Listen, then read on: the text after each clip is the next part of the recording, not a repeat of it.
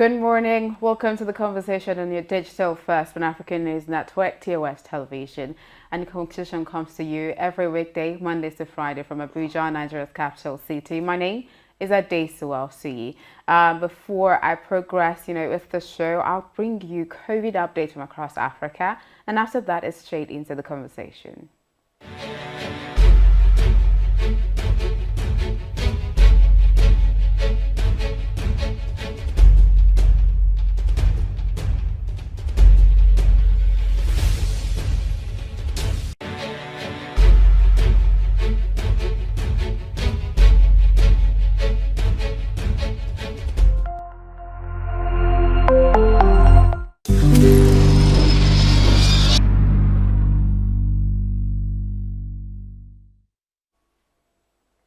You're still watching the conversation on TOS Television Network, and as I always say, you can be a part of the conversation across our social media platforms.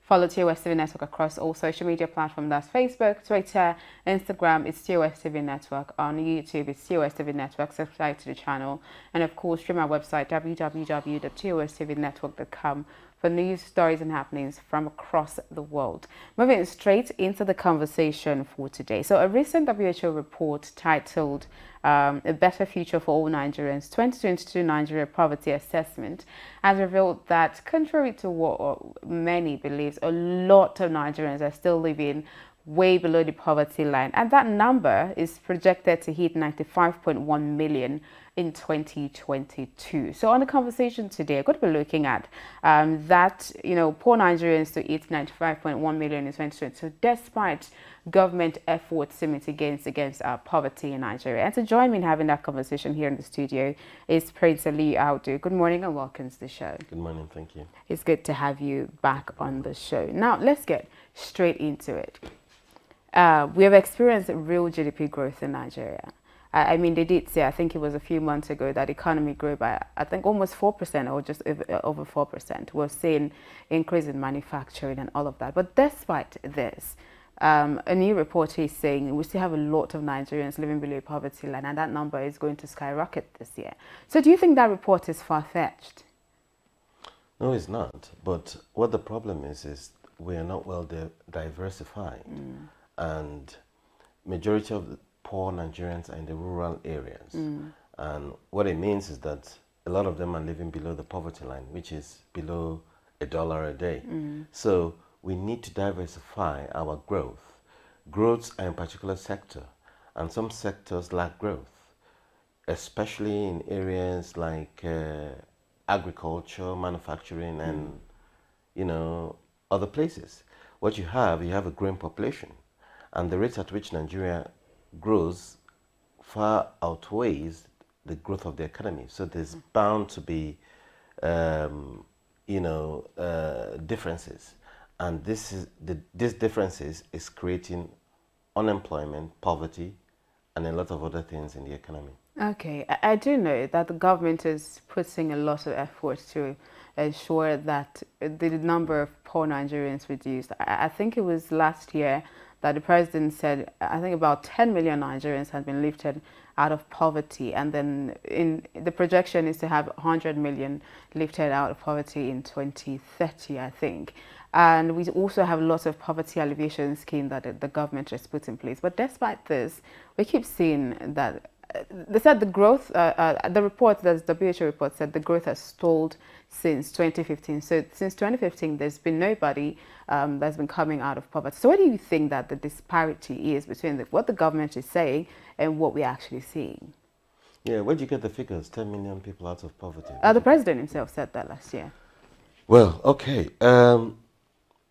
As a matter of fact, a lot needs to be done, because I believe the current government started a program that they give 5,000 naira to a lot of unemployed people, and especially in the rural areas. Well, I don't know how far that has gone, but more importantly, you have to make those people economically active. It's not enough for you to, there's no way to track them.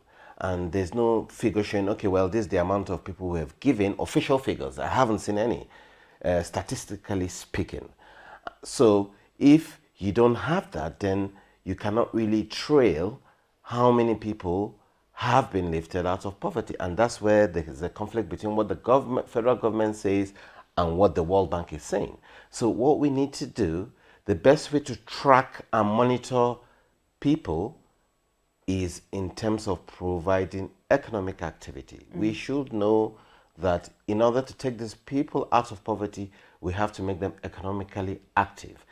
That means we need to diversify into various sectors of the economy, agriculture, which is predominantly what the rural people do, manufacturing, which is what we need to do, and various other areas. So a lot of investment we need to diversify, and the government needs to put more investment. What they're doing is not enough.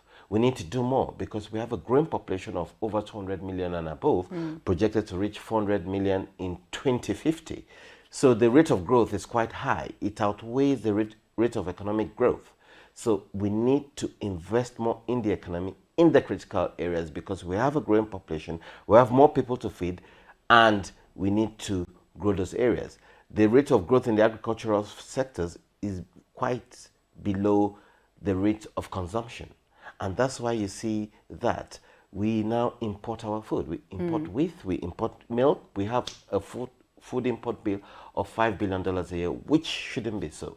So we need to concentrate on diversifying the economy and investing more, especially in agriculture. Okay, you mentioned unemployment and a lot of investment in sectors, but let's move away from government and let's look at private sector. I know that I think earlier this year, a previous WHO report has said that only 17% of Nigerians hold jobs that pay them enough to be able to come out of poverty or just live averagely above the poverty line. So a lot of private or privately owned business owners, employees don't actually pay enough to lift people out of poverty in Nigeria. What's your say on that? Well, we have a minimum wage of 30,000, which I believe is not enough. That boils down to our labor laws. We have to have more active labor organizations and setting rules in terms of monitoring how people in the private sector are paid. Because if you don't do that, then the private sector will get away with it. I mean, in Nigeria, we have a non-existent, very small percentage of middle class. And if it's only when you are in the regulated private sector, which is the banks, oil industry, which is a very small amount of Nigerians that you can really monitor. But the other private sectors, like people that just employ the secretaries, which is where SMEs, which is where you find predominant Nigerians, majority of Nigerians, about 80% of employment, that is not regulated, that is not monitored, and that's where the problem is. So these sectors need to be properly monitored, by the government, because you have to be able to go around and, enforce the laws, and by the civil organization like labor unions, TUC, and what have you. So we need to opt our monitoring of the private sector in order to get everybody to that level. And as a matter of fact, I believe we can do better in terms of the minimum wage. 30,000 naira cannot really sustain a family in Nigeria right now, given inflation is above 15%. We can see fuel is going up. So, there's a lot of things happening in the economy that 30,000 cannot sustain a Nigerian family. So we need to do more to increase the minimum wage for Nigerians. Okay, so quickly before we wrap up, in one word, do you think that, going by what we're saying, we can actually have 100 million Nigerians lifted out of poverty in 2030? Yes, quite possible. It was done in Brazil. 50 million people within 3 years were lifted from poverty to the middle income class or high middle. It can be done. 2030 is even, we have enough time to do it. But do we have the right policies in place? We cannot do it when we're importing food. We cannot do it when we're importing cars. We cannot do it when we are import dependent. We cannot do it when we are not when we have security issues. When people come in here into the country to invest, and at the end of the day they get attacked and they have to run away with their investment to Ghana, foreign direct investment. You know, we have the potential to bring in a lot of foreign direct investment through agriculture, through manufacturing, solid minerals, tourism. If we really want to achieve that, we have to deal with the issue of security.